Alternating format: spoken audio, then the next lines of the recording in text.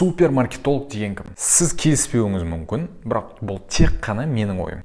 Жер шары бар ғой, мына дөңгелек. Дөңгелекте тұратын, осы дөңгелекте мекендейтін сүтқоректілерге жақсы нәрсені жеткізуші белгілі бір компания бар. Бұл адамдардың ауруларын емдейтін бір компания болатын болса, маркетинг осы қызмет түрін адамдарға жеткізу арқылы адамдардың ауруларын емдейді. Немесе екінші жағы бар, жаман нәрселерді адамдарға насихаттау арқылы адамзатты құрдымға кетіруі мүмкін. Негізінде былай алатын болсақ, маркетологтар өте жаман адамдар. Неліктен дейсіз ғой? Ең бірінші, маркетологтар сіздің таңдауыңызға әсер ете алады.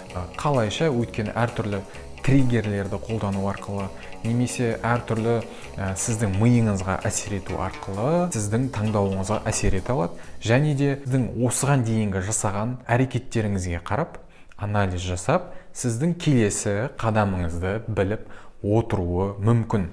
Сондықтан да менің ойымша, келіспесеңіздер де болады, супермаркетолог деген бұл адамдарды тек қана жақсы нәрсеге итермелейтін мықты маман.